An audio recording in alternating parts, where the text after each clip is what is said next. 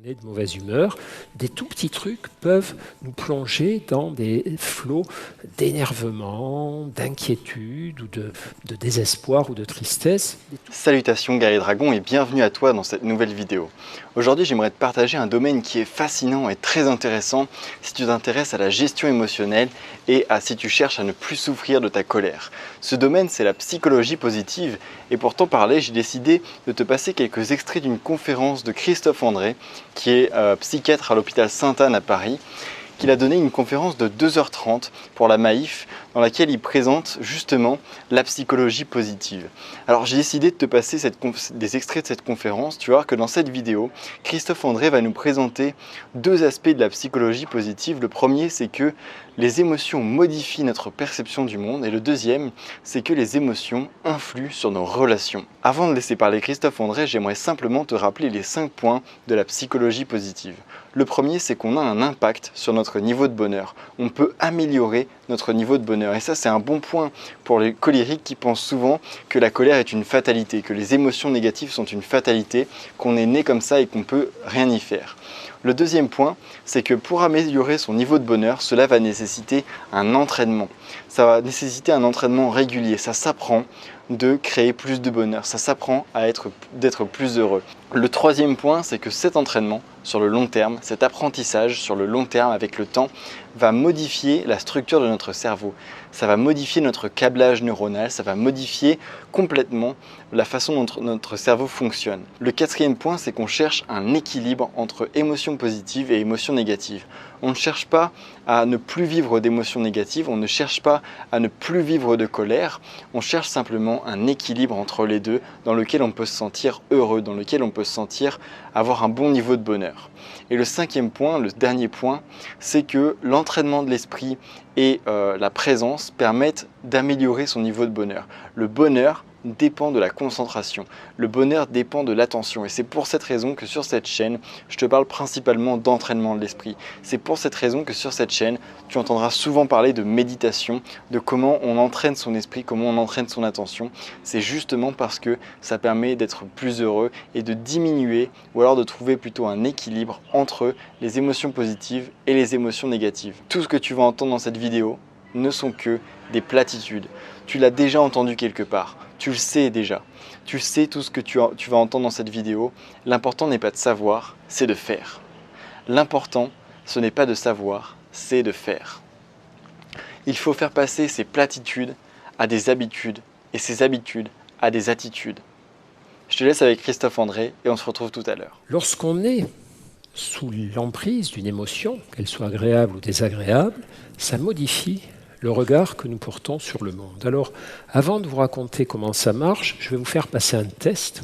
Quand on invite des psychiatres, on s'expose au risque de se faire tester et évaluer. Ça y est, c'est le moment. Donc, je vous demande de bien regarder cette diapositive et notamment de regarder la figure tout en haut. Vous voyez, la figure qui est située en haut de la diapo, et de la comparer avec les deux figures du bas. Figure en bas à gauche, ou figure en bas à droite. Il n'y a pas de piège, je ne cherche pas à vous coincer, à vous piéger, à vous mettre dans l'embarras.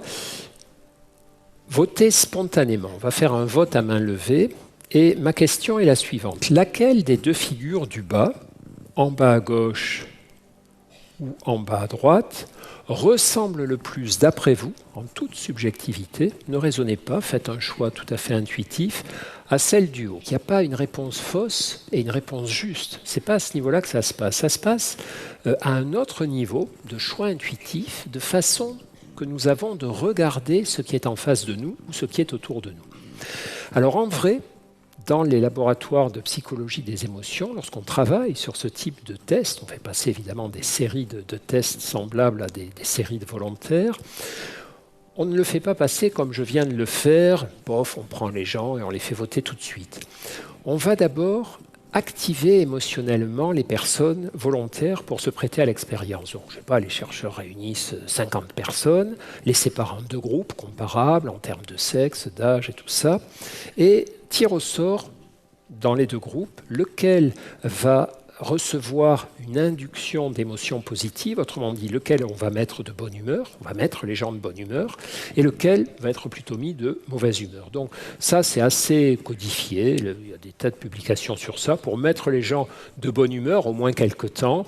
C'est assez simple, on leur fait écouter de la musique gaie et entraînante, on leur fait lire des histoires drôles, on leur montre des extraits de films comiques, ou bien on leur fait passer des tests de quotient intellectuel truqués, c'est-à-dire que quelle que soit leur réponse, quoi qu'ils répondent, eh bien, s'ils ont été tirés dans le groupe bonne humeur, ils vont avoir un QI à 143, donc on vient les féliciter, voilà, ça met de bonne humeur. Et à l'inverse, si vous avez été placé dans le groupe mauvaise humeur, induction d'émotions négatives, musique triste, histoire triste, film mélodramatique, et puis au test de QI, vous avez 82, donc c'est pas terrible, et ça vous attriste un petit peu évidemment. Une fois qu'on a bidouillé, modulé, au moins juste avant l'épreuve, les émotions des groupes de volontaires, on s'aperçoit que leur état émotionnel prédispose à certaines réponses. Et ce qu'on voit, en général, on fait passer plusieurs séries de tests semblables, c'est que les personnes chez qui on a induit un état émotionnel agréable, positif, votent en majorité pour la figure en bas à gauche. Donc ce soir, la majorité d'entre vous, pour l'instant, être plutôt de bonne humeur. Et par contre, les gens chez qui on a induit des émotions inconfortables, douloureuses, négatives, votent plutôt pour cette figure en bas à droite. Alors, tout de suite, pour rassurer celles et ceux qui ont voté en bas à droite, plusieurs choses. D'abord, on a le droit quand même d'être parfois de mauvaise humeur, c'est même normal, hein, quand certains événements se passent dans notre vie, c'est normal parfois d'être triste, inquiet ou agacé, c'est l'inverse qui serait maladif. Et deuxièmement, on a le droit de ne pas être comme les autres. Peut-être que certaines et certains d'entre vous qui ont voté en bas à droite sont quand même de très bonne humeur. C'est comme ça, leurs câblages cérébraux sont différents. Il y a des droitiers, il y a des gauchers, et il y a des personnes chez qui les répartitions des voies neurales concernant le lien entre émotion et vision du monde sont un petit peu différentes de ce qu'on retrouve chez la majorité des gens. Mais globalement, sur des grands nombres de personnes, et plus le nombre de personnes est grand, plus les résultats sont nets. Lorsqu'on induit des émotions positives, on fait voter à gauche, rien à voir avec la politique, et lorsqu'on induit des émotions négatives, on fait voter à droite. Alors, quand c'est dans ce sens-là, comment on explique ce truc-là ? Ceux qui ont l'explication la plus convaincante, ce sont les psychologues évolutionnistes, les gens qui réfléchissent à savoir à quoi servent les émotions. À quoi ça sert d'avoir, chez l'être humain et chez les principaux mammifères, toute une gamme d'émotions négatives? À quoi ça sert d'avoir toute une gamme d'émotions positives? Eh bien, ça sert à tout un tas de choses, mais notamment à améliorer nos chances de survie. La plupart de ce que l'évolution a sélectionné a fait évoluer dans notre corps et dans notre cerveau, la plupart de ces caractéristiques vont plutôt dans le sens de caractéristiques qui augmentent les chances de survie pour l'individu et pour l'espèce. D'où la présence des deux familles d'émotions, positives et négatives. On a besoin des deux, mais dans des contextes différents. Les émotions négatives, dans le monde animal notamment, mais chez l'humain également, sont un ensemble de programmes de réponse automatique qui se déclenchent lorsque nous sommes confrontés à des problèmes ou à des dangers, lorsqu'il y a des difficultés qui se présentent. À ce moment-là, il faut que notre attention se focalise sur les problèmes. Il faut que nous surveillions attentivement les détails. Si je suis un petit animal qui va boire au point d'eau, j'ai intérêt à faire attention au moindre bruit, à la moindre odeur, au moindre mouvement bizarre de buisson, un bout de bois apparent qui flotte sur l'eau, au moindre événement un petit peu inhabituel. Et j'ai intérêt à faire attention à ces détails parce que c'est ça qui va me sauver la vie. Ça me permet de détecter, par exemple, l'approche d'un prédateur.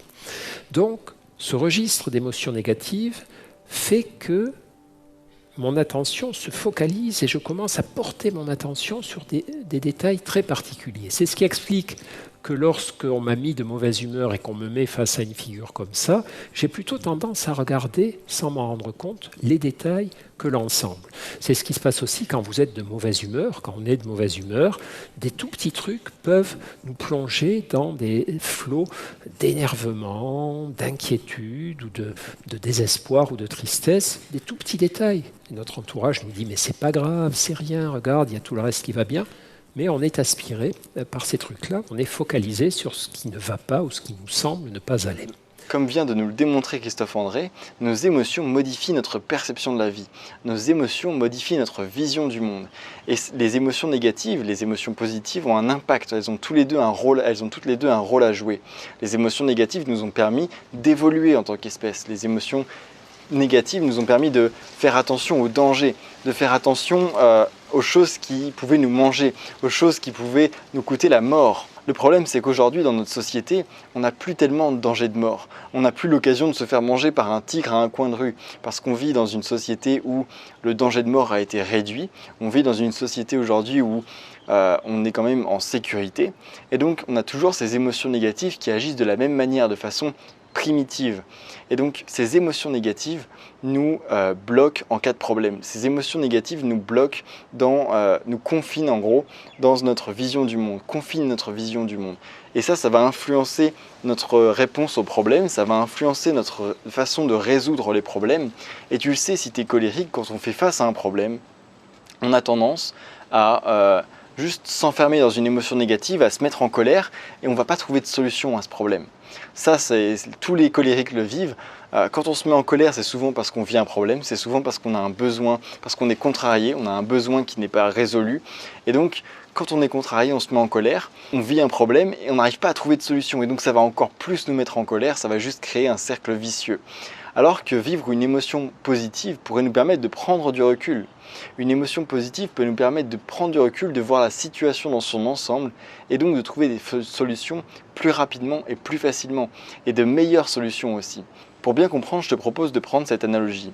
Si une rue dans Paris est complètement bouchée à cause d'un accident, si chacun essaie de trouver des problèmes quand on est dans la situation, si chacun essaie de trouver des problèmes, on va juste agrandir la zone de bouchon, on va juste agrandir le problème. Tandis que si jamais on veut vraiment trouver une vraie solution, une solution rapide et efficace, il faut prendre du recul. Comment on va prendre du recul? On prend une carte et on trace un itinéraire bis. C'est souvent ce que font les routiers ou souvent ce que font les gens qui gèrent la circulation routière, c'est qu'on va trouver un itinéraire bis sur une carte en contournant le problème. Et c'est comme ça qu'on crée de meilleures solutions. C'est comme ça qu'on trouve de bonnes solutions à un problème, c'est en prenant du recul. Et c'est pour ça qu'on a des postes de contrôle pour les cars, dans les gares, et qu'on a des postes de contrôle pour les trains, et qu'on a des tours de contrôle pour les avions. Parce que pour un trafic ferroviaire, par exemple, ce n'est pas les chauffeurs de train, les conducteurs de train qui vont décider de bifurquer ou non. Parce que si jamais ils décident de changer de voie et qu'il y a un autre train qui arrive, ça va juste créer une réaction en chaîne, des chaînes de problèmes. Il faut un poste de contrôle qui a la situation, qui a une vue d'ensemble de la situation, qui a une vue d'ensemble du problème pour trouver de réelles solutions. Et c'est comme ça que ça fonctionne, et si ça fonctionne comme ça pour les trains, si ça fonctionne comme ça pour le trafic routier, si ça fonctionne comme ça aussi pour le trafic aérien, c'est que c'est aussi la meilleure solution pour nos problèmes. Au lieu de se mettre en colère, il faut vivre des émotions positives pour prendre du recul et voir plus de solutions aux problèmes, voir des solutions qui sont peut-être parfois meilleures, on va trouver des solutions plus rapidement, et ça va nous permettre de résoudre les problèmes plus facilement et plus rapidement. Maintenant, je te propose justement de voir comment ces émotions et cette vision du monde qui est rétractée ou non suivant les émotions négatives ou positives influent sur nos relations. Un autre impact passionnant des émotions positives sur nos comportements, un autre de leurs bénéfices, ce sont les conséquences qu'elles ont sur notre façon d'entrer en relation avec les autres humains. Alors, ça marche dans les deux sens. Ça marche dans les deux sens. D'abord, dans le sens émotion positive vers comportements prosociaux. Ce qu'on appelle les comportements prosociaux, ce sont toutes les attitudes, toutes les démarches, tous les comportements que nous adoptons lorsque nous rendons service aux autres. Au fond, c'est chaque fois qu'on est à l'écoute, qu'on aide, qu'on soutient, qu'on va vers les autres pour leur faire quelque chose de bien. Une des tendances très lourdes de la psychologie positive, c'est que systématiquement, lorsqu'on induit des émotions positives chez des volontaires, on augmente significativement les chances qu'ils se comportent de façon amicale, aidante et bienveillante envers d'autres personnes. Donc, les premières études qui avaient évalué ça fonctionnaient très simplement, c'est-à-dire on mettait les volontaires de bonne humeur, avec les histoires là dont je vous ai parlé tout à l'heure, le quotient intellectuel, ils gagnaient des petits cadeaux, un peu d'argent en passant des tests, etc., choses agréables, ou on les mettait de mauvaise humeur, et puis on leur disait, voilà, c'est fini, vous pouvez rentrer chez vous. Donc, ils prenaient leur récompense si voilà, ils étaient dans le bon groupe, et puis ils sortaient du laboratoire. Et dans le couloir, ils croisaient quelqu'un qui portait des dossiers et qui trébuchait devant eux et faisait tomber des dossiers, par exemple. Et ce que voulaient voir les chercheurs, c'est, en fonction de l'état émotionnel, selon qu'on les ait mis de bonne ou de mauvaise humeur, est-ce qu'ils allaient être plus nombreux à aider la personne qui avait besoin d'aide ou à passer sans l'aider. La personne qui faisait tomber ces dossiers, c'était un étudiant du laboratoire, et donc il passait sa journée à faire tomber des dossiers, à ramasser. Bon, ça, il n'y a pas de saut métier, puis ça lui fait gagner des points pour les UV. Mais l'idée, c'était d'observer ce dont je vous parlais tout à l'heure. Et ce qu'on voyait de façon systématique, c'est que lorsque les gens sont de bonne humeur, ils sont plus nombreux à aider les personnes qui en ont besoin, et lorsqu'ils sont de mauvaise humeur, ils sont moins nombreux. Pour une raison simple qui a à voir avec ce qu'on a vu tout à l'heure, c'est pas que la mauvaise humeur rend méchant ou rend indifférent, simplement elle nous rétracte sur nos problèmes. Lorsqu'ils avaient été mis de moins bonne humeur, eh bien ils avaient tendance à ruminer, à penser à ce qui n'allait pas, à penser à leurs résultats de quotient intellectuel, à penser à leur malchance par rapport aux autres qui avaient gagné des sous aux épreuves, ils n'en avaient pas gagné, à se refocaliser sur eux, et donc ils étaient moins attentifs à ce qui se passait autour d'eux, moins prêts à aider autrui. Nous avons vu tout à l'heure que les émotions positives et les émotions négatives influent sur notre vision du monde. Les émotions positives nous permettent de nous ouvrir au monde et trouver des solutions, tandis que les émotions négatives vont nous renfermer sur nous-mêmes et nous faire ruminer nos problèmes, ne pas nous faire trouver des solutions. Eh bien, ça a le même impact sur nos relations. Par exemple, lorsqu'on vit une émotion négative, on a tendance à être plus refermé sur nous-mêmes et donc on ne va pas faire attention aux autres. On ne va pas prêter attention à ce que les autres ressentent. Et on a tendance à perdre notre niveau, notre capacité d'empathie. Alors que les émotions positives, elles, vont nous permettre d'augmenter notre capacité d'empathie. L'empathie, c'est quoi? C'est simplement partager ce que les autres ressentent. Partager les émotions des autres, être capable de ressentir ce qu'ils ressentent. Et c'est une capacité qu'on perd lorsqu'on a des émotions négatives et ça fait défaut à beaucoup de colériques parce que quand on se met en colère, on a tendance à oublier ce que les autres ressentent. On a tendance à oublier que les autres sont aussi blessés par nos mots, par nos gestes. Et donc on va avoir tendance à dire des choses qui blessent les autres sans même s'en rendre compte. On va avoir tendance à avoir des gestes violents sans même s'en rendre compte et à faire du mal à ceux qu'on aime, à faire du mal à nos relations, à nos proches. On va détruire nos relations juste parce qu'on perd cette capacité d'empathie. Il y a une étude qui a été menée sur 46 000 personnes en partenariat avec l'Université de Cambridge, l'Université Paris Diderot, le CNRS, l'Institut Pasteur et une société de génétique appelée 23,5 qui montre justement que la génétique influe seulement à 10% sur le niveau d'empathie. Alors qu'est-ce que ça signifie? Ça veut dire que notre niveau d'empathie ne dépend pas de notre patrimoine génétique. Notre niveau d'empathie n'est pas gravé dans le sang en gros, n'est pas gravé dans notre corps biologiquement. C'est dû à notre comportement, c'est dû à notre comportement quotidien. Et justement, plus on va avoir d'émotions positives, plus on va avoir un haut niveau d'empathie et plus on va partager ce que les autres ressentent. Et selon ce que nous dit Christophe André et selon la psychologie positive, plus on a un haut niveau d'empathie, plus on va avoir tendance à vivre des émotions positives. Et donc on peut créer comme ça un cercle vertueux et on peut préserver nos relations. On peut essayer de développer ce niveau d'empathie. On va avoir des émotions positives en échange, puisque ça s'est inscrit comme ça dans nos gènes, dans l'évolution. On a cette récompense lorsqu'on est empathique envers les autres, on reçoit une dose d'émotions positives. Et donc, ces émotions positives vont nous permettre d'être plus empathiques et tu comprends que ça devient tout simplement un cercle vertueux. On va apprendre à développer une des compétences de l'intelligence émotionnelle, puisque l'empathie est une des 5 compétences de l'intelligence émotionnelle. Je te mettrai le lien juste ici si tu souhaites aller voir la vidéo, on en a déjà parlé. On va apprendre à développer cette compétence qui va nous permettre d'avoir plus d'émotions positives et qui va entraîner un cercle vertueux. Cette compétence, l'empathie, tu peux apprendre à la développer et ça va te permettre de vivre plus d'émotions positives et surtout de préserver tes relations, d'apprendre à avoir de meilleures relations, d'apprendre à avoir de meilleures relations avec ton conjoint, tes enfants, peut-être tes parents, etc. Tu vois, tu vas apprendre à développer de meilleures relations grâce à une capacité personnelle, une compétence personnelle, l'empathie.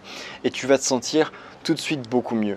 Alors c'est bien joli de dire qu'il faut apprendre à vivre des émotions positives, qu'il faut apprendre à penser positif, on entend ça partout sur internet, penser positif, être positif, mais comment on fait? Comment on fait pour apprendre à être plus positif?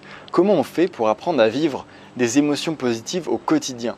Pour cela, j'aimerais que Christophe André partage un exercice de psychologie positive avec toi que moi-même j'ai appliqué dans mon quotidien. Je l'applique depuis 2 semaines et je peux te dire qu'au bout de 4 jours, j'ai déjà vu les résultats.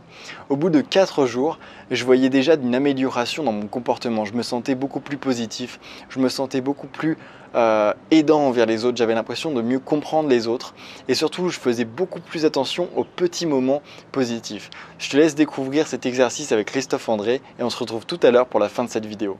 Le troisième conseil qui est proposé par la psychologie positive, c'est vivre des moments agréables, les vivre vraiment, être présent mentalement à ces moments, et puis les inscrire dans notre cerveau, les graver plus profondément que nous ne le ferions spontanément dans notre cerveau. Alors pour ça, on a un certain nombre d'exercices destinés à muscler notre capacité à repérer les bons moments et à les encoder fortement. Par exemple, cet exercice classique qui consiste tous les soirs, quand je m'endors, à repenser et à revivre de mon mieux à 3 moments agréables de la journée. En général, ce n'est pas ça qu'on fait quand on s'endort. En général, quand on s'endort, on pense à ses soucis, on fait des projets, on réfléchit à tout un tas de choses. Là, je vous propose d'essayer, à partir de ce soir et pendant 15 jours, quand vous allez vous mettre au lit, éteindre la lumière, prendre quelques minutes pour vous dire qu'est-ce que j'ai vécu d'agréable aujourd'hui. Même si ce n'était pas une journée très agréable, globalement, j'ai forcément vécu des petits moments sympas. Il y a forcément eu un beau ciel à un moment donné, j'ai mangé quelque chose de bon, on m'a raconté une blague, il y a quelque chose dans mon travail qui s'est passé facilement, agréablement. Ça n'a pas été toute la journée, mais ces moments ont existé. Je reviens sur ces moments, je me rappelle qu'ils ont existé, je les ressens physiquement, je respire, je visualise ces instants, je prends le temps de pas juste, allez, il y a eu ça, ça, ça et ça, bon maintenant je m'occupe des soucis. Je m'arrête et je ressens véritablement ces moments. Plus on fait faire ça aux personnes qui participent au programme, plus on voit se muscler en eux cette capacité de discernement, de ne pas se laisser contaminer uniquement par les choses qui se sont mal passées dans la journée, mais d'aller derrière les soucis, extraire ce qui aussi s'est bien passé. Plus je fais ça, plus je développe ma capacité d'équilibre. Ce n'est pas ne plus voir que le positif. Les soucis arriveront toujours à mon esprit. Mon cerveau est calé pour ça, est conçu pour ça. Par contre, faire un petit peu de place pour les expériences agréables, c'est comme un enseignant dans une classe qui ne s'occuperait que des élèves les plus bruyants et qui oublierait totalement les timides, les effacés, les discrets et qui ne s'en occuperait pas du tout. C'est pareil pour les ressentis agréables. Comme tu as pu le voir dans cette vidéo, vivre des émotions positives au quotidien peut nous aider à améliorer nos relations et surtout à modifier notre vision de la vie. Et si toi aussi tu souhaites apprendre à ne plus souffrir de ta colère et ne plus souffrir de tes émotions négatives, alors je t'invite vraiment à aller voir cette vidéo pour apprendre les 5 compétences de l'intelligence émotionnelle.